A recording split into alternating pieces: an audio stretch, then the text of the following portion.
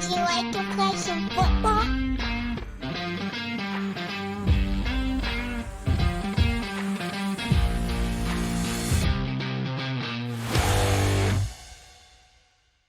Welcome to another edition of Gridiron and the Gospel of Faith in College Football podcast, another college football playoff edition, and we have reached the semifinals after a bunch of really good quarterfinals. I'm George Schroeder, joined by Brad Edwards, Jonathan Howe, and Todd Unzicker, and we are going to roundtable some thoughts as we review what happened in the quarterfinals and look ahead to the semifinals of the college football playoff.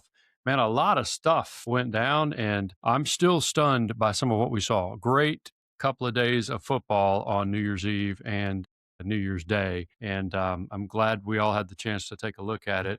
Let me just start with you, Todd, because of the four of us, you're the guy who, if Dean was with us, he'd be wanting to talk about Miami. You're not wanting to talk probably about Ole Miss and Georgia, but I want to talk. And Brad sure doesn't want to talk about Indiana and Alabama. Brad didn't want to talk Alabama, but Todd, what did you see out of Ole Miss, Georgia? And just to put you on the spot or get you off the hook early, however you want to look at it. Well, we saw something in Georgia that we hadn't seen in a number of years. I think 2018 was the last time that Georgia lost a fourth quarter lead. I think it's not so much that Georgia lost, which is shocking already, but how they lost. I think you're going into half, what was it, 21-12? I think almost anybody watching that game kind of thought Georgia's always historically a second half team. This is in the bag. And kudos to Ole Miss. They came out, and I think Georgia had 78 yards of total offense after the scoop and score they got at the end of the first half. And so, they're really shutting down Georgia's offense. And then Chambliss looked like he had a cheat code. I mean, this guy was just on fire. Every time he made some dramatic miracle play, he then followed it up with another one. And so kudos to Ole Miss. And I think for Georgia, I hear it from a lot of Georgia fans. And I think this loss was just shocking, not just that they lost, but in how they lost. Yeah, I don't disagree with that. Let me just say this, and I'm glad you brought up Trinidad Chambliss. He might be as good an individual story as there is this year, just because he came in from Division II Ferris State through the portal, wasn't the guy for Lane Kiffin and the Rebs, but took over and has been really, really good since, week 3. But in that game, in the quarters, he got hot, like a three-point shooter in basketball or something like that. That's the only thing I can really liken it to.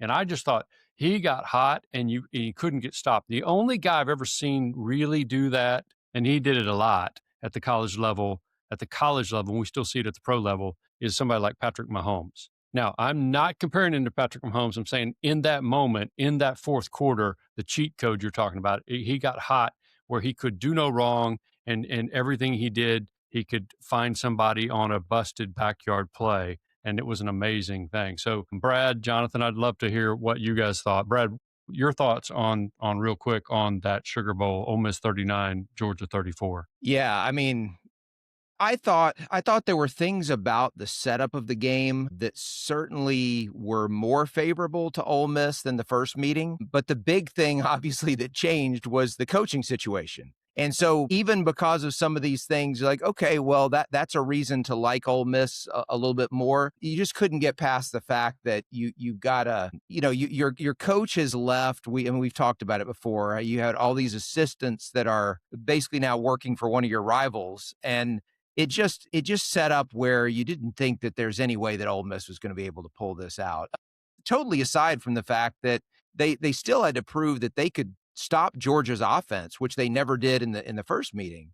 And then once Georgia kind of got rolling offensively, you felt like, okay, this is just going to be like game one again. But, Ole Miss did manage to get some stops. And like you said, Chambliss got hot. And it was, I will say, like, even though any college football game, there are obviously going to be 4 or 5 missed calls that you could go back and look at and say, well, what if that? What if that? I'm so glad that missed face mask late in the fourth quarter didn't end up being decisive, because that was one of those at the time was like, wow, how do you, and the fact that you can't review it and all that. But I kind of like Todd, like, it was just the fact that it was Georgia. If some other team had blown that lead, had, in that particular situation, not been able to close the deal, I wouldn't have been all that surprising, but with Georgia in that situation to not come through just because they'd been there, done that, they'd had success against that team. It was surprising, but you know what? Like going into the quarterfinal round, I really felt like every team that was in there still had a legitimate chance to win. And so for that reason, I couldn't be shocked that Ole Miss won the game. In hindsight, I think every team had a legitimate chance to win except Alabama. That's another story. But yeah, Texas I mean, Tech, Ole maybe, Miss. but yeah. Well, yeah, Texas Tech, I think is probably fair to say as well. But Ole Miss, obviously, good enough offense to beat anyone on a given day. I guess the question is always going to be, game to game, are they going to get enough stops? Certainly played better than the second time they did against Georgia the first time. But I think that was the game, though, that most people were surprised by this. Most people picked Georgia. There was some debate in the other games. I think this was the most shocking one is what turned out. Our picks were terrible, or at least mine were. Yeah, they were. I think we went with, we didn't do very well. So, we're going to rebound. We're going to rebound. We had time to make that up. But I thought after that, the Lacey fumble in the first half, whenever he fumbled it and they scooped and scored, it was just like, it felt like just all the airs were out of the tires for Ole Miss. But they regrouped at halftime, because that was like, I think they had like one more drive or whatever in the first half after that and didn't do anything. It was like 3 and out. But they regrouped, came back, and second half, and then they're playing with the lead there for the most part of the fourth quarter and forced the fumble from Georgia, bang bang, scored right after that in the fourth quarter there to go up big, but Georgia fought back, and I think it was one of those things where, like, we've seen this film before and Georgia just finds a way to win, but this time Ole Miss held them off and went down there, got the field goal to win it. And then one of the craziest endings I think I've seen in a long time, with the stage being wheeled out on the field like 3 times, and the safety and no time running off because it's recovered by the it was just, that was one of the weirdest endings. Like, can we get this game over with already? But again, I mean, I think you're right about the coaching, having the coaching staff splitting the time here and there, and for them to be doing that. And, I know a lot of talk about Chambliss, but Lacey, man, he was good too. They ran the ball really well with him all night. He looked great. And yeah, I mean, it was a good game. I mean, obviously the best of the lot, and, saved the best for last. It was a great way to finish New Year's Day. Yeah. And I want to come, and we're going to talk about Ole Miss here in a little bit when we get to the Fiesta Bowl matchup with Miami. But let's go to the game from the Rose Bowl, Alabama, Indiana. Alabama, the 9 seed. There was, some kind of question as to whether or not they should have been in the playoff. They won their first round matchup in Norman against Oklahoma, and then they got to go up against the 1 seed Indiana, and it still felt weird to think of it that way. And I heard it described as, because Indiana wears crimson. And by the way, Alabama's played now 2 teams that look a lot like Alabama. Oklahoma, Alabama, Indiana, in terms of what they wear, but it looked probably a little bit like a spring game. But the thing that I thought was really interesting about it was just, it's still so hard to wrap my mind around the idea that Indiana was the big bully in the game against Alabama. And that's what happened to 3. We were talking before we got on the air about, or I guess podcast has air, I don't know, before we started the podcast, about whether or not what's going on with Indiana is the best story in college football history.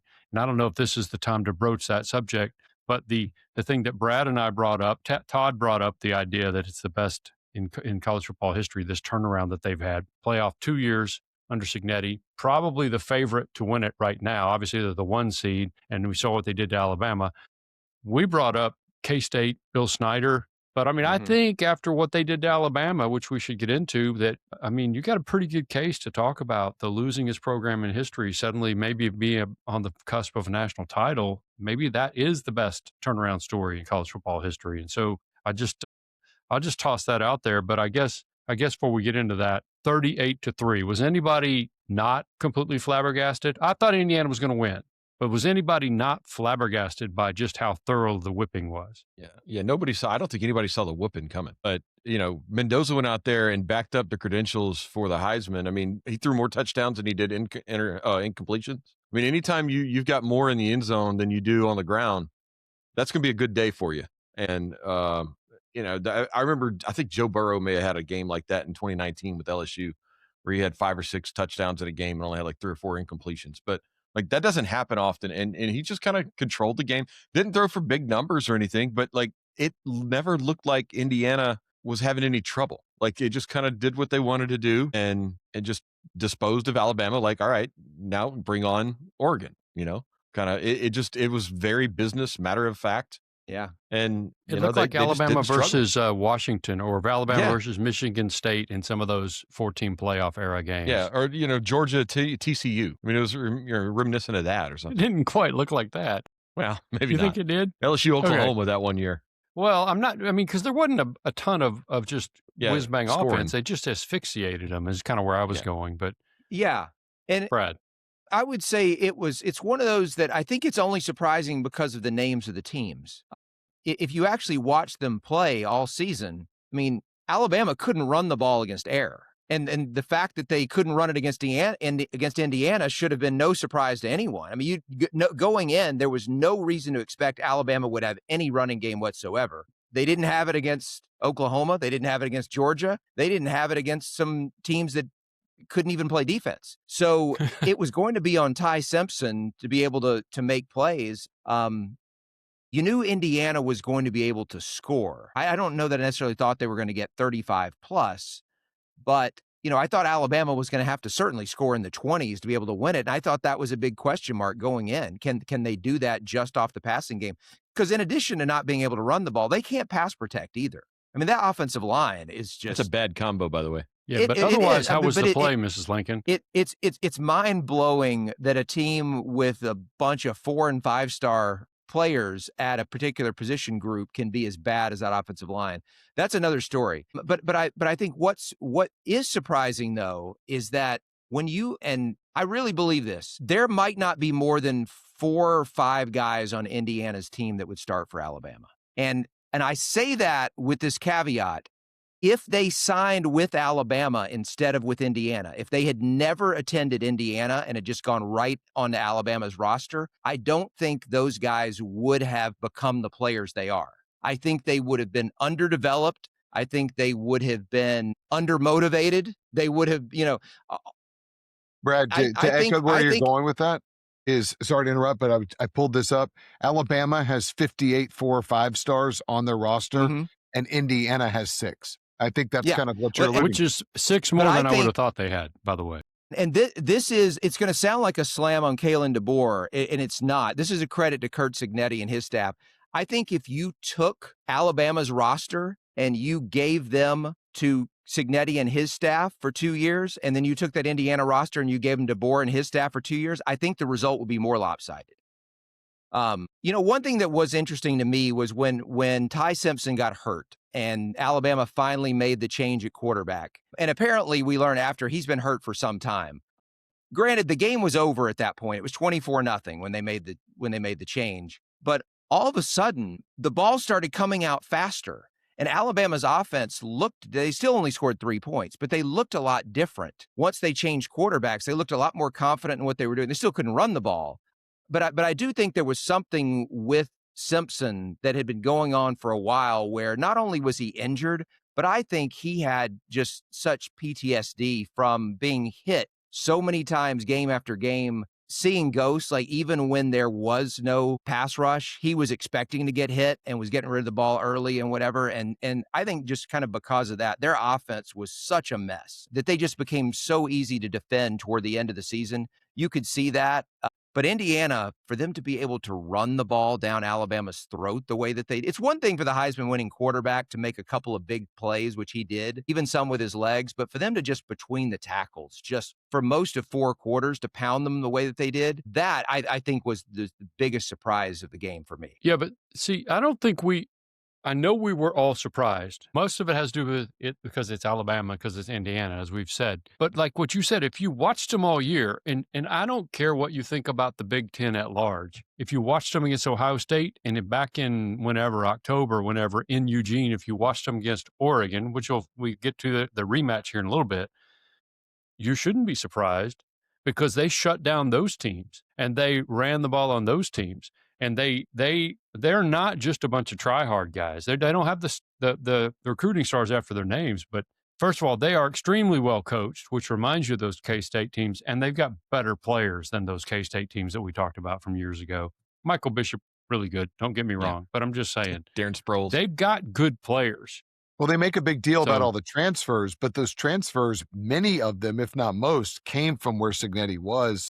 JMU.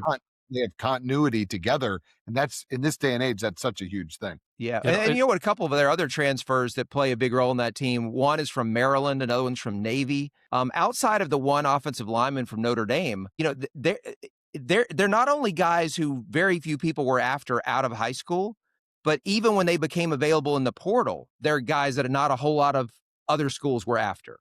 And that to me is what's so amazing about this team is looking at the guys that he's taken and what he's done with. Brad, what I is would say the this, I pulse don't in think they're- Tuscaloosa right now? Like, what's the vibe in Tuscaloosa? How hot is the hot seat for DeBoer? Legitimately. Well, first of all, when you bring into consideration the buyout and all that, I don't think it's legitimate that anything could happen. And I do think there's a realization for the fans who are honest. Now, obviously, it's difficult for fans to kind of take that step back and really honestly evaluate the situation. But what we saw this year from Alabama and what we saw last year was really not a whole lot different than Saban's final 2 seasons. A That's lot right. of the same flaws, you know, like a lot of these signs of cracks, you know, in the foundation of the program were already evident. And some of these things have just kind of slowly gotten a little bit worse. But it's not like, look, even though yes, Saban's final game was an overtime loss in a national semifinal, and they would have played Washington in the national championship game. Who knows? He might have won another national title. That's a debate whether they would have gotten past that last opponent.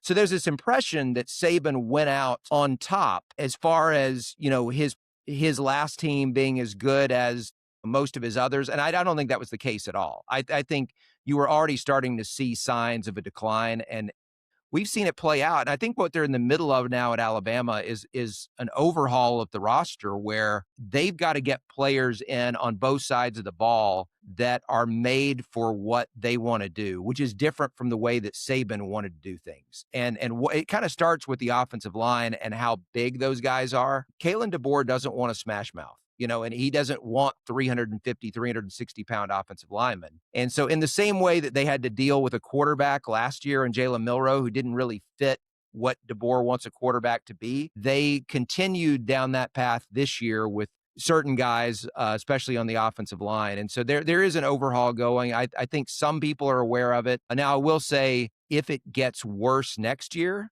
then we've got something to talk about. I'm just It's going to say crazy that this we're here. talking about getting worse because, like, they just played in the national quarterfinal. Quarterfinal, you're right. And So that I is don't- great perspective. But I don't Yeah. think. I mean, But they easily could have lost in the first round, right? They easily could have not been in the They playoffs. almost didn't make it. yeah. They did win, and so that's good. I know you said they're not that different these last 2 years than Saban. Where I thought you were going to go is I don't think they were very much different last year to this year. Last year they didn't get in the playoff. Yeah.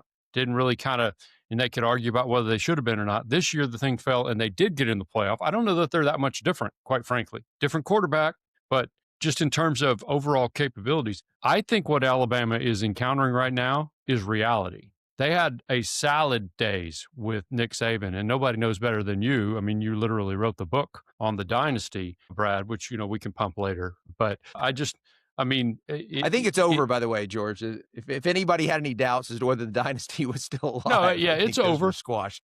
I Yeah. wonder if it would have Even been more over reason with Nick. Alabama faithful and college football fans need to buy your book, Brad. It's Yeah. just so they Yeah, can, yeah. you know, Yeah.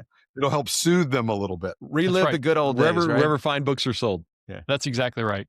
That's right. Wherever fine books are sold. I love it. Well, so look, I know we could keep talking about this. Let's go real quick to Miami, Ohio State. Miami got in by the skin of its teeth because the committee finally, in my opinion, got it right at the end. I'm not saying that they shouldn't have had Notre Dame in. I am saying Miami deserved to be in, and all they've done is shown us why they deserve to be in. Winning at Texas A&M and then winning the Cotton Bowl over Ohio State fairly impressively. I think a lot of us thought maybe Ohio State was the team to beat despite the loss to Indiana in the Big Ten championship game. But Miami looks every bit like a team that could win the whole thing. And maybe that's something we should be saying about all these teams. Yeah. But That defense. Yeah, I mean, and that's one of the things I love about this particular playoff is we've seen a bunch of teams with championship level defense. Some of them are not here anymore. Others are still playing. Miami's one of them. My question with Miami is going to be the same thing as anybody else. Which Carson Beck shows up? And he played well enough in the Cotton Bowl to get it done. Now, there was a very important pick six where they jumped a pass from Julian Sayin, and that completely changed the momentum of the game. And that defense with Bain and Isidore is amazing, especially on the front four. But they're good at every level of the defense. So I'm glad you brought that up, Todd. You watched that game, we all did, but you watched that game kind of with the eye that kind of an eye for both the defenses, but also with kind of a what's Carson Beck going to do based on the whole Georgia history. And I think some of us thought, hey, he just found his way into playing against Georgia, and then the Ole Miss thing happened. What did you think about the Cotton Bowl? Do you guys? I kept thinking about this because we all picked Ohio State last week, and the consensus on the show was, "Hey, Miami is capable of doing it all, but Ohio State's been there, that kind of thing." I kept thinking about during the game. Remember when Clemsoning was a thing? Clemson would always get there and then somehow lose. I think it's like Miami has been that way for the last decade or so. They've had good teams and just kind of fallen short at the end. I thought that was going to happen, and here we are again, because when they are humming, they look great. Carson Beck on that final drive completed 2 third downs. He only passed for 138 yards in the whole game, but the most important stat was no interceptions. And if Carson Beck can continue to do that, I actually think Miami looks like a championship team. Their defense with Messidor and Bain is really going to give Ole Miss fits. And or any team. I'm not even picking on Ole Miss. And so it was one more of the weekend for me that this is a new day in college football. Ohio State, Alabama, Georgia all go down, and we've got a whole lot of fresh faces here. And it's exciting. It's been 24 years since that's the biggest game for Miami in 24 years. Yeah, chance at playing the national title game in their backyard. Speaking of the 24 years of that drought for Miami, that is by far the shortest span of any of the 4 semifinalists. I mean, Indiana and Oregon have never won one. Ole Miss, I don't think it was an AP or coach's title, but they do have a national title from the 50s. Yeah, well, I think it's 1960, but yeah, something like that, right? But as long as it's been for Miami, they're the only one of these 4 teams in the last 60 years that can even claim a national title. That is, I mean, just the fresh faces that we have well, maybe not totally in the semifinals. Oregon's been to the semis, 2015. before, and so they've come close with a couple national championship appearances. But yeah, there's going to be a team win this thing that hasn't been there in a while, and then you've got you mentioned Carson Beck, and I saw something on because I've kind of felt like you, which is I don't like Miami's chances because at some point he's going to have a 3 interception game. He's not going to be able to go 4 games in a row against this level of competition without doing it. And when he does, they lose. Well, I saw this the other day, and I'm going to assume the person's research is accurate because it's not difficult math. But apparently, since Miami's last loss, he has thrown 11 touchdown passes and 1 interception. So it kind of felt like, every third game he goes out there and throws 3 picks, but apparently that's not the case. He just had a couple of bad games in their losses.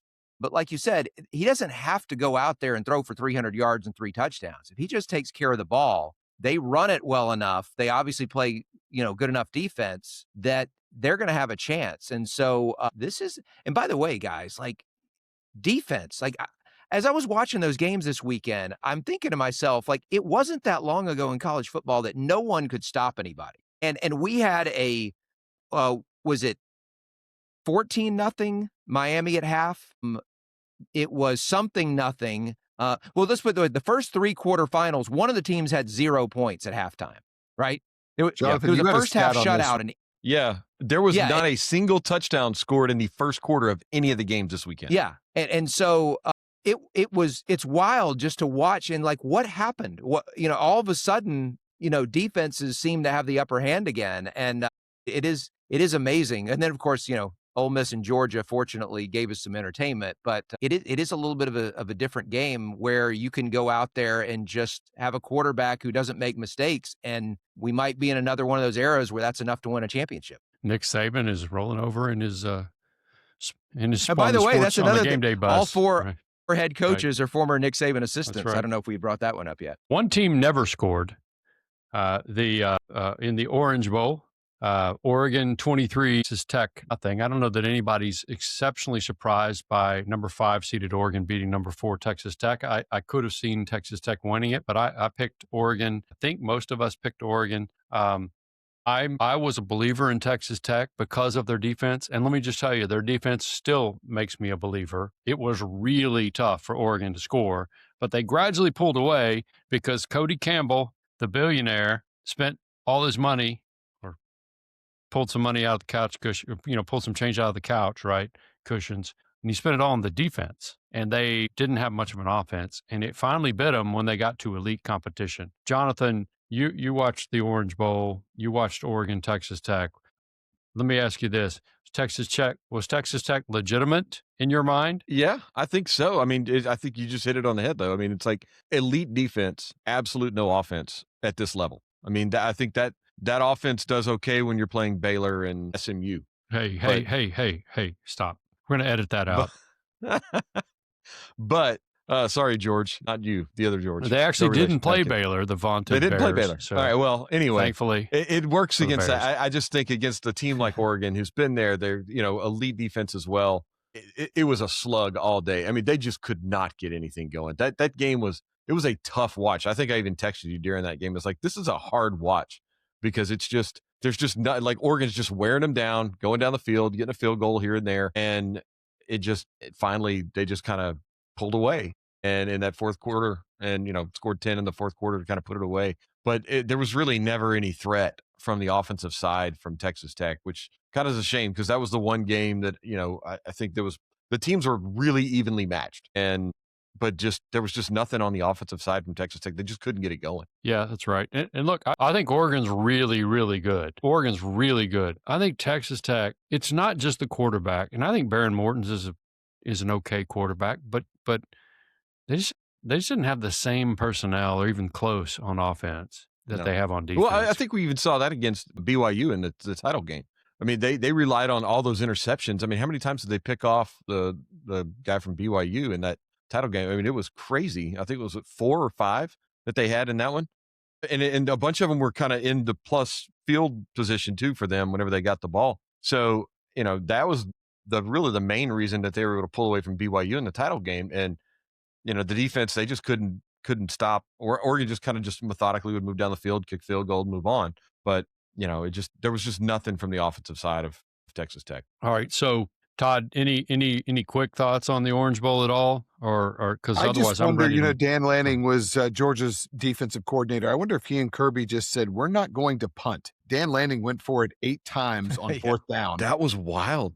Like, think about what a kind of lead they could have had if they kicked a couple of times, field goals. But what does that tell you? I mean, that tells you how much confidence he has too, I think, in some ways, and that they weren't going to let them score even if they didn't get the fourth It's a little bit of the enigma Brad just talked about of remember when it wasn't that long ago when nobody could stop anybody. Defense seems to be, and in college football, as a pendulum swings, I feel it too, Brad. I think we're moving back more to defensive side. But at the same time, what's odd is it seems like the guys with the analytics and all they're doing, they're just going for it more on fourth down. And I had one scribe who's a friend of mine from a national outlet texted me, and he said, "Remember when punting was a thing?" I forgot what he said, but he was Kirk Ferentz remembers. Yeah, so it's still a thing. Yeah. No, you're right. And Lanning is definitely, he's that new school, sort of like what we see in the NFL too, right? Where they go for it on fourth down all the time. And he used to never, like Dan Campbell with the Lions or something like that. That's who he is. But the thing that I'm really impressed by him is of those schools that you thought about offense, Oregon was one of them under Chip Kelly and then his successors. And don't get me wrong, they've got playmakers on offense. Dante Moore might end up being, the top pick in the draft. I mean, he's a really good quarterback. He's got guys, they've had some wide receiver injuries. He's got running backs who can run. He's got a tight end who's really good. He's got, they've got receivers. But they're made in the mold of an SEC team in a lot of ways, just to use the cliche. He's built them in a lot of ways to resemble kind of some of those teams he saw at Georgia. And I'm not equating them to your older brother's Georgia teams yet. That's not what I'm saying. I'm just saying that's how he's built them. built the roster. And so it is a different Oregon program than we've seen in the past. They are built to beat, to play with and beat those teams that sometimes when they would get up against that elite competition in a playoff, they didn't have the line of scrimmage. Well, they have the line of scrimmage now, and so I'm impressed by them. We'll see what happens. All right, so By the before way, we go to that game, last thing on punting. Anybody remember when Spurrier punted twice on third down because he was so mad at his own offense? Well, I was watching I the don't NFL remember today. what game that was. Did you see the They did it against Colts rolled Auburn out in a like fake punt 97 or 98 on first and then he did down? a Ball State. I'm no, sorry. no, Jonathan's right. The Colts were the playing Colts today. Yeah, they rolled out a they fake had punt on they fourth faked down a punt and first left down, them out and there. then they left the punt team out there, and it confused the opponent so much that they got a 5 yard too many men on the field penalty, and then they tried their offense on there. Yeah, They had a it punt was team hilarious. out for first down after a successful fake punt. It's the first time I've ever seen that. It was good stuff. So, all right. So the first game, the first semifinal is the Fiesta Bowl. Is Thursday night. Ole Miss versus Miami at Glendale, Arizona. So it's the 6th seed and the 10th seed. Ole Miss, Miami. What are you guys looking for out of that? And Brad, I'll go to you first. Now, I'm not even asking you to make a pick. We can do that at the end. Right. I mean, so this is crazy if you've been watching the stuff that's been coming out of Oxford regarding the coaching staff and all of the assistants going down to help with the LSU recruiting. And I mean, to think they're getting ready for a national semifinal game, they don't even have a lot of their coaches in attendance for the practice prep that's going on. It's a bizarre and I would assume unprecedented situation. Unfortunately, if the rules don't change, if the calendar doesn't change, it won't be the last time we see this. But it is just bizarre to watch a team in this position go through that. But like the Georgia game, there are a lot of things outside of the coaching situation that I do like about Ole Miss and the matchup. And so let me just start with the fact that I think Ole Miss, unlike some of the teams that Miami has had a lot of success with, Ole Miss gets the ball out quicker. I'm not going to say they aren't as easy to sack because of the quarterback's mobility. We saw Georgia had a lot of difficulty reeling him in on a number of those big plays in the fourth quarter. But I think just as the way they run their offense, a lot of the balls do come out more quickly. And I think it's one of those that can get frustrating to a team that is as reliant on the pass rush as Miami is, because Ole Miss has that built in where they get the ball out so quickly. You're probably not going to get a whole lot of sacks. You might not even get as many pressures as you're used to. And I think to whatever extent an offense can be a bad matchup for Miami, I think Ole Miss might be. And so for that reason, I'm leaning Ole Miss here. I think their offense is going to have enough success. And I think that the question really comes down to, can Ole Miss get off the field enough and specifically be able to stop the running game of Miami? For most of Todd, meetings with Georgia. What are your thoughts on that matchup? Yeah, We talked a little bit about both. I really think it's going to come down to, can Ole Miss stop the pass rush of Miami? That's what I'm going to be looking for right away, early in those first few series. Can they stop that pass rush? There was I think Georgia only had one pressure in the first 3 quarters against the Rebels. Now, Georgia was without its starting D end, and so that obviously played a factor, but I think Miami's pass rush is worlds better than Georgia's has been for most of the season. And so the other part with Miami is do what they do. Rely on that D line and that O line and see if they can stay consistent and not have Carson Beck make mistakes. Ole Miss, probably the biggest thing besides Chambliss, who played lights out, and I think he's going to have to do it again. The second thing was the physicality of Ole Miss. Really, Georgia did not push them around. And I really think they're a much more physical team than at least I gave them credit, and I've heard not a lot of people talking about. And so this is going to come down to, it sounds cliche, but the trenches. Can Ole Miss protect Chambliss? And can he get those quick passes off that often frustrates strong edge rush play? And can Miami ground and pound them? Georgia had success with Nate Frazier up the middle. In fact, most fans are wondering why they didn't do that more. And I think Miami's going to get a heavy dose of see that and probably do the same thing. Unhappy with Bobo? That's like a steady state, isn't it? They've been unhappy with him since 1995 when Eric Zier went down and he came on the field. I remember that vividly. Jonathan, Man, Miami look like a national title winner to you, maybe? I think it goes back to what we've said, the last couple of weeks, which Carson Beck shows up. I really think this game comes down to quarterback play. Todd's right about the trenches, but that impacts quarterback play because if he's got time to sit back there and throw, they're going to be okay. Can Carson Beck not make the mistakes? Can he move the ball? It's going to take, I think, more than 24 points against Ole Miss. They're going to have to score a lot, I think. I know we said that last week against Georgia. The question was, the question I said last week on the show was, can Ole Miss score enough and keep Georgia from outscoring them? A high scoring game helps them, but can they stop Georgia? They did. I think Georgia's offense is probably a little better than Miami's. I don't know. Todd may disagree with me on that, but I think Ole Miss showed that they can match that and then some. Miami has struggled to score points in both their games. They got a kind of a late touchdown against Ohio State there, but again, it's been a slog on the offensive side for Miami, and I think they're going to have to figure out a way to score a lot more points. Carson Beck can't throw for 138 yards, and Miami win against Ole Miss. It absolutely has been a slog. That is right, and he probably does need to be better. If it's coming down just to straight which quarterback is better, which quarterback plays better, I'd pick Miami. I just think there's so many other things going on. I'm sorry, I pick Ole Miss because Trinidad Chambliss has been better, but there's so much else involved in all of that, which you got into a little bit. I think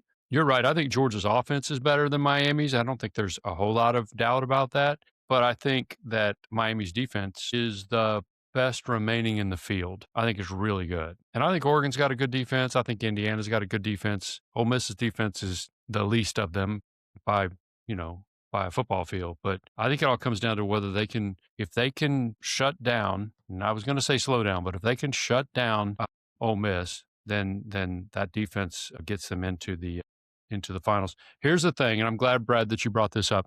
The coaching turmoil at some point is going to come into play. At some point, that's actually going to matter. Didn't matter against Tulane in the first round because it was Tulane. It didn't matter this last time. But now all of a sudden you've got recruits visiting in the portal, and so you got Lane Kiffin wanting these coaches to be in Baton Rouge, and you know that Charlie Weiss Jr. apparently, as we record this, is going to stick with the team through the playoffs. But you're not really sure who else is going to of those 6 assistants. Some of them aren't going to be with them. Yeah, the running backs left. It's a catch-can situation. And I think at some point, something falls through the cracks that would have normally been, and that's before we ever talk about the fact that you got a brand new first-time head coach. And obviously Pete Golding is 2-0, but he's a brand new head coach. He's still learning as he goes too. At some point, with all the things that are in flux, don't be surprised if something slips through the cracks. I'm not saying we'll know it. It might not be easily evident, but don't be surprised if there are some things that haven't shown up yet that show up even in the Fiesta Bowl. So, you know what? I think it's an interesting storyline, George, in that in each semifinal, I think we're long past the point of there being a lot of animosity toward Miami's program. That's way in the rearview mirror. But I still think most of America, even though they don't dislike Miami, is rooting for Ole Miss because of the coaching situation. It's because they're rooting against Lane Kiffin. Rooting against Lane Kiffin. Exactly, because it would be embarrassing to Lane if they went and won without him. And the other one, I don't think that there are a lot of people that dislike Oregon, right? I don't think a lot of people dislike Oregon, but Indiana is such a great story. People are rooting for that. And so it's strange that neither semifinal has a team that is disliked, but I think both of them have one team that most of the country is rooting for because there's a story there that people just can't help but want to see play out. I don't disagree with that. Let's talk about the Peach Bowl real quick. I mean, we've seen Indiana, Oregon already. I mentioned it earlier in the podcast in Eugene at Autzen Stadium, a very difficult place to come in and win. And all they did was come in and win 30-20, really controlled the football game for the majority of it. And Oregon had a pick 6, and all they did was march right back down the field and take control of the game again. What is there that we see that makes anybody think, and I'll throw this open, that makes anybody think that you're going to have a different result on a neutral field in Atlanta at the Peach Bowl? I guess, Todd, thoughts on this matchup? Man, I thought about this morning when I was walking, and I was thinking through just college football in these semifinal games. I need a brand reset in my head because this is not the Indiana that I've known for 50 years.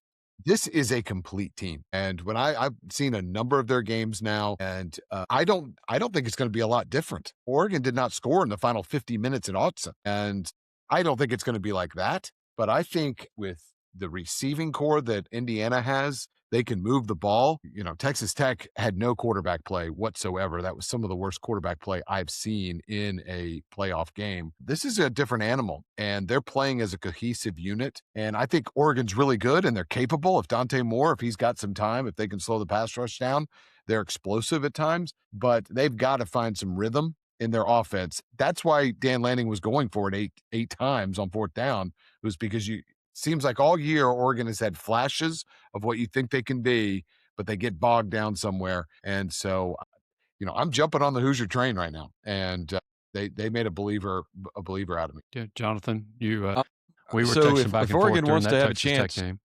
yeah, if Yeah. Oregon wants to have a chance here, they've got to protect better. Dante Moore was sacked 6 times in Autzen, and I mean, you don't win games when your quarterback's getting sacked that many times. I mean, like that is not a good. He turned the ball over twice. 2 interceptions, sacked 6 times. I mean, they've got to protect him more. He's got to make better plays. But I just don't know. I mean, like Indiana, like you said. I mean, we've talked about, well, they've got a good defense. They've got a great off. Indiana's got both. They're probably the most complete team left. I think we kind of hinted at that, maybe even said it. But I don't know if Oregon's got enough horsepower to just do it all around. And again, how much does the travel affect them? I don't know. I mean, are they staying on this side of the country? Did they go back to Autzen or Eugene? I mean, Miami one week, Atlanta the next. Those are not easy trips. It takes a toll on the body. I mean, it just does. And if they somehow pull this off and have to go back to Miami again, I mean, good grief, man, that's a lot of travel for them. Yeah, no, it is. I'll just tell you, as a former resident of the Pacific Northwest, Eugene, I would not turn down 2 trips to Miami. Atlanta can be iffy in the wintertime, but I would not turn down 2 trips to Miami in December and January, for sure. So, Brad, when you look at this game, the Peach Bowl, which is Friday evening, Oregon, Indiana, what do you see? Well, I wasn't with you guys last week, but if I had been, what I would have said about the Rose Bowl You've is gone that 4-0 in your picks, I know. Yeah, all the pressure was on Indiana. Playing for the first time as a number 1 ranked team, being in the Rose Bowl for the first time in more than 50 years, being favored over Alabama, having the 4 weeks off. Like, all of these things were going against them. They were reasons that they could have come out and not played up to the level that they had all season, and none of that happened. It didn't faze them in the least. So it's easy to say, okay, Oregon's kind of been here before, Indiana hasn't. If that was going to be a factor for Indiana, it would have been last week. This team, I think, they're unflappable. Maybe it's just because of the experience they have playing football, maybe not playing postseason football, but just playing football. I think they are going to rise to the occasion. I don't think in any way the lights are too bright for Indiana on this stage. And I think they're just going to go out and do what they did last time. I don't think it's a lopsided game, but I expect Indiana to win. I think they're the better team, and I think they are less likely to make a big mistake than Oregon is. Yeah, I think that's good analysis. As long as we're doing that, I'm going to put that down as your pick. You've got Indiana to win the Peach Bowl, and Jonathan, who do you got winning the Peach Bowl? Indiana. Echo everything Brad said. Ditto. That's not good podcast material, but that'll work. So ditto. Todd, we're running long. Yeah, I've kind of hinted at it. I gave my reasons why. I think Indiana is a complete team. They've been there before, as Brad said, and I think there's too many question marks on Oregon, and those tend to show themselves in games like this. I don't think it's going to be a blowout. But I do think Indiana will win and win comfortably. All right. Well, all of those are good reasons. All those make a lot of sense. It's hard for me to pick against Indiana. And it is a tremendous story, and they're not just a tremendous story. They're not a bunch of try-hard kids. I think it's the number 1 seed was legitimate. They were the best team in the field, and yet I'm picking Oregon to win it. I'm picking Oregon to win it for a variety of reasons, including I don't want to get the texts and the phone calls from my older son after he listens. He is one of our most dedicated listeners. Shout out to George. Appreciate that. He and our mothers all listen to this podcast, and we appreciate you guys. But I'm going to pick Oregon also just just because it's nice when we don't have the same picks. And so, well, and it's tough to beat the same team twice in 1 year. I mean, that's right. Well, we've seen that SEC type let's put an things. asterisk on that. I think if you're talking about good teams, yes. Well, you don't think Oregon's a good team? No. I think it applies in this case. Yeah. I hear people throw that out there all the time, and I'm like, you know what? Like, I think there are a whole lot of cases that somebody beats someone in the regular season. And if you put them up against them again in the postseason, it would be just as easy. Yeah. And well, hey, another by thing, the way, we've talked about it with Ole Miss, though, George. Oregon, they're dealing with the same thing with the coaches, and they may not be as high profile or whatever, but they got 1 foot out the door to Cal, 1 foot out the door to I forgot the other one. Sorry, but yeah, Kentucky. Will Stein to Kentucky and Thanks. Tosh Lupoy, the defense coordinators and the new coach at Cal. So you're right. But they seem to be locked in for sure in this previous game. So you're not wrong about that. That is a factor as well. Indiana hasn't lost anybody, so I get it. But I'll go with the Oregon. All right. Then on Thursday night, the Fiesta Bowl, Ole Miss, Miami. Who you got, Todd? I was hoping you wouldn't call on me first. I've gone back and forth on this. There's so much. I wonder when the coaching carousel is gonna when that's gonna catch up. I still do not have faith in Mario Cristobal in-game coaching decisions. That's where the Miami in this day and age has happened. Defense travels. Do you think they're a more complete team? I do not think Chambliss I just don't think he's going to make those kind of plays 2 games in a row. And so I am going to make most of America mad, my wife mad, who is all with the Rebels right now because she sees the villain that is Lane Kiffin.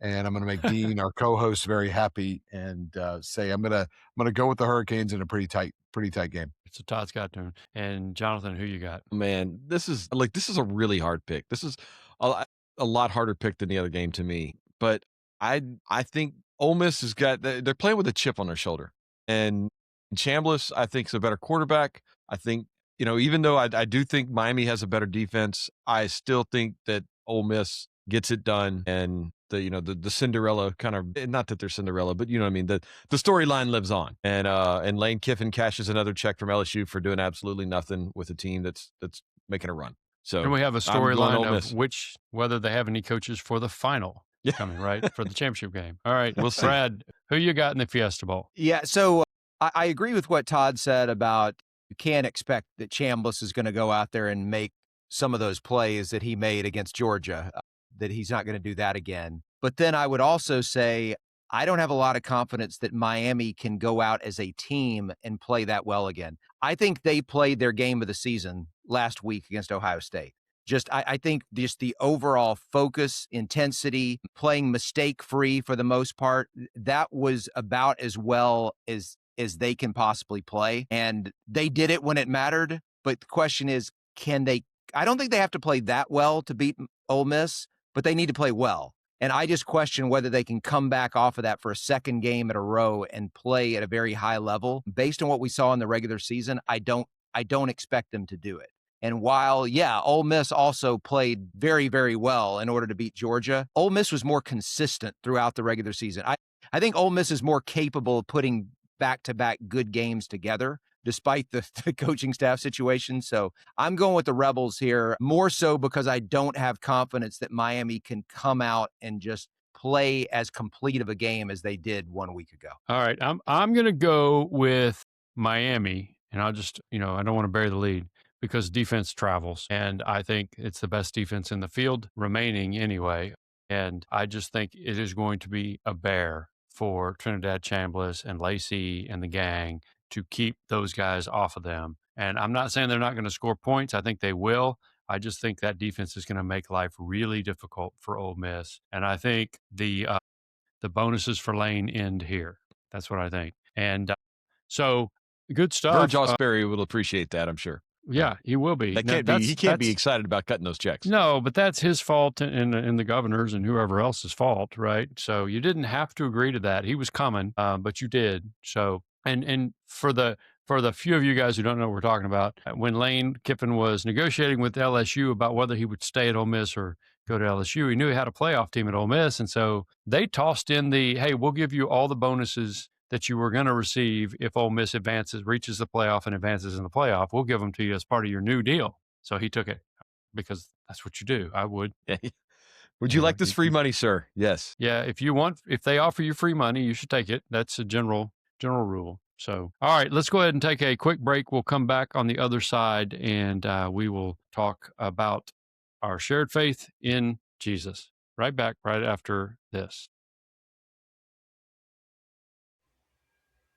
And welcome back. Second half of Gridiron and the Gospel of Faith in College Football podcast. We're going to talk about faith, our shared faith in Jesus Christ. And this is why we do this podcast. And I can say that I know that's true for Brad, for Jonathan, for Todd, for Dean, who's not with us, and for me, because God saved us. And we want you to know him too. We want you to grow in him. And so I want to take a quick look today at Psalm 42. I'm not going to get deep into it at all, but it starts out, as a deer longs for flowing streams, so I long for you, God. I thirst for God, the living God. When can I come and appear before God? And he goes on to talk about tears and being dejected and depressed. And we don't know exactly what the psalmist was going through, but it was a difficult situation, and he feels really distant from God. In fact, he actually asks at one point, why have you forgotten me? Why have you forgotten me? Other people are telling him, where's your God?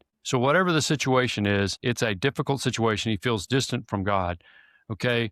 And so my first question is this. When you're going through this deal in the desert, that's the picture of this deer longing for water. You're in the desert and you're longing to quench your thirst. You're emotionally dehydrated. Do you long for God? What do you long for? What do you long for? Do you long for God? Because that's who you should be longing for. Because he's the answer. He's the one who can quench and will quench your thirst. And so what I love about this psalm is you see the psalmist clearly longs for God while he's in this desert. And verse 4 of Psalm 42 pours out his heart to God. So here's how he does it, right? His desires for God, his action is to pour out his heart to God. He shares his inmost thoughts with God. He actually says, hey, let me tell you all the things that are going on with me, God. This is really raw and real and emotional, and that's how we ought to be with God. That's what I love about the Psalms. He actually asks, why have you forgotten me? In verse 9, why must I go about in sorrow because of the enemy's oppression? Why, God? And he pours out his heart. The next thing he does, though, is he resolves that he will trust God. He resolves he'll trust God. And actually in verse 5 and verse 11 is the exact same verse. And if you were in Psalm 43, the exact same verse in verse 5 of Psalm 43 is, why, my soul, are you so dejected? Why are you in such turmoil? Put your hope in God, for I will still praise him, my Savior and my God. And so he talks to God, and then he talks to himself, and he tells himself truth, essentially, about God. And I wonder, when we're in the middle of a tough situation, emotional desert, whatever, what do we tell ourselves? What do you tell yourself about God? What do you tell yourself about the circumstances you're in? Do you tell yourself truth, or do you sound like some of the people who are saying to you, where's your God? Do you say, where is God? Do you do that? Right? So he resolves to place his hope. He tells himself to place his hope in God, and he resolves to praise him. And there's a whole lot more there. But I say all of that to say, I don't know about you, y'all, but when I get to past Christmas, past the holidays, and I begin to contemplate the end of football season, and I'm only half joking about that, the Christmas tree gets put up or thrown away, depending on if you had a real tree or not. The lights go down from your house and everybody else's house, and it's just winter, and the days are short, and so it gets dark early. And especially if you live in Connecticut, it's cold. It's not nearly as cold here in Texas. And it's just winter. And I feel a letdown in January, even though it's the new year. After New Year's, I feel a letdown, and I begin to feel kind of empty. And it's a good time for me to go, what do I long for? Thank the Lord, I'm not going through any gigantic, serious thing right now, but some of our listeners might be. But even if you're not, it's a good time to ask, what do you long for? Who do you long for? And my resolution in 2026 is this: whatever happens, I want to place my trust in God, and I'm going to place my hope in him, and I'm going to praise him, whatever happens. And that would be my challenge to our listeners, but also to you guys. I love Psalm 42. I love Psalm 42 and 43 together. And a lot of people, a lot of commentators would tell you they probably ought to go together. They seem to go together. Perhaps we're one psalm. But Todd, any thoughts on Psalm 42? I know I sort of sprung that on you, but man, I could dive into Psalm 42 and talk about that for a long time. My prayer is that I'll apply it to my heart. Yeah, I'm glad you brought this up. I too love it a lot. And I know a lot of our listeners, because I have some of you have reached out to me. A lot of our listeners are here for the football, and that's great. Right. There is no sacred or secular. The Lord holds all things in his hands. And so if you're here and you're kind of new to Christianity a little bit, this is one of those passages that for me is a great reminder of why the Bible is real. You know, this being a follower of Jesus, trusting in God, having faith in God. We hear that a lot. When we're watching college football games and those kind of things. I think there's this imaginary myth that it's, pie in the sky and, rainbows and sunshine and butterflies and all those kind of things. And right here, we have it, the inspiration of the Holy Spirit. We have the psalmist who is crying out. He says his tears are his food. And so it's real. If you want something that's authentic and real, what we see is that people, not just in 2026 or 25, but people 500 years BC, were clearly struggling with great enemies and problems. And I know that there are listeners right now that are struggling with things. And this is not something that just says, hey, don't feel what you feel.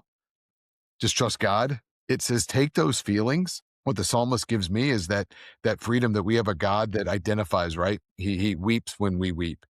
He mourns when we mourn. And I think even in a lot of this language, we see how many times you read it, but when he says, I say to God, my rock, why have you forgotten me? Why do I go on mourning because of the oppression? The key right there is my rock. He's acknowledging that he is turning to him in those ways. And my good friend Curtis Andrusco preached today at our church, and he spoke a lot about this a little bit. And he had one line in there that's my wife Ashley and I, we talked about it all afternoon.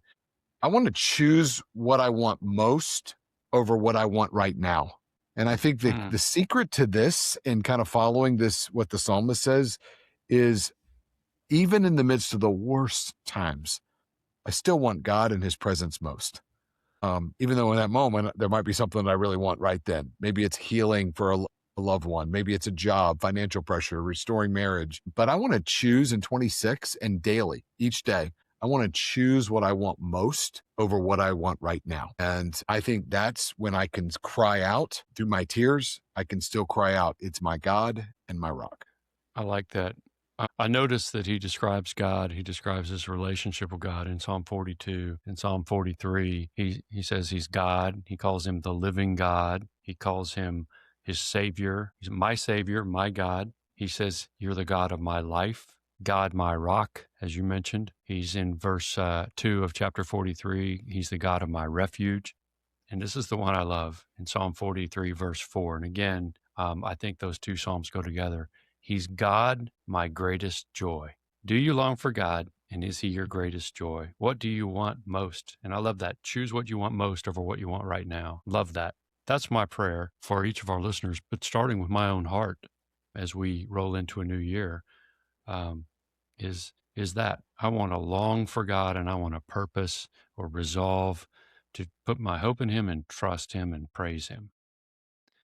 Jonathan, any last thoughts? No, I think Todd nailed it. Let it sit there. Yeah. I would say when I read passages like this, I think about Romans 8:28. It talks about all things working for good. Now, obviously, there's a lot of discussion around the structure of that sentence and in what way is it good, but ultimately, it's trusting God that He is doing what's good and that what happens in our lives, while it might not be what we would choose, in his greater plan, it is for good. We're going through some of what I read in this psalm in my family right now. We recently found out that my mother has advanced cancer. And so it's one of those situations where you're obviously kind of desperate as far as wanting some sort of solution. But at the same time, I think for those of us who trust God, as the psalmist says, it's going to be okay however it turns out. Yeah. And that's a difficult thing. And there were stages in my life where I would have been falling apart over this. And so not that it doesn't affect me at all, but I do have a peace about it. And fortunately, my mom is a believer and she is at peace with it as well. And it just it makes it so much easier. And I realize, like, if you're not a believer, you could easily say that this is just a crutch, right? This is just something that people come up with to make themselves feel better. But I really do feel very differently because of my trust in God and my belief that there is a bigger picture to all this, and that my mom is going to be okay. We're going to be okay, whatever happens. And so I see that in this particular psalm, and I, like I said, we can make that choice, and I choose to trust God, and my family does as well, and we will wait to see what He has in store. I guess it's all we can do is to just trust in His plan, and that He has everything in control. Yeah. Well, I'm glad you share that with us, and I'll be praying for your mom Yeah. and for you and your family. And I know many of our listeners will do the same. In fact, I would Well, ask thank you guys you. to Appreciate do that. that. Yeah. Yeah. What's her first name? Elizabeth. Yeah. So you guys pray for Brad's mom, Elizabeth, and pray for Brad and his family, and we will thank the Lord because He's good and what He does is good. But we'll pray, and we'll just pray that the Lord helps you helps you first of all, be closer to Him, and then be the leader that your family needs in that situation. Well, hey, this is a good time to wrap our show for the week. And look, if anything we've said about football, but about faith strikes a chord in you, we'd like to talk with you. You can reach out to us on Twitter at gridiron_gospel, or at Jonathan_Howe, at Todd Unzicker, at J. Brad Edwards, or at George Schroeder. You can also email us gridirongospelpod@gmail.com. We'd love to talk with you.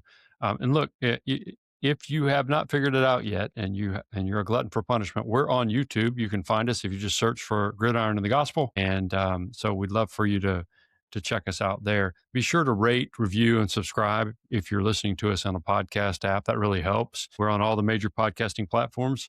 Just search for Gridiron and the Gospel, or follow the links on the show website. And look, tune in after the semifinals for another episode of Gridiron and the Gospel, a faith in college football podcast.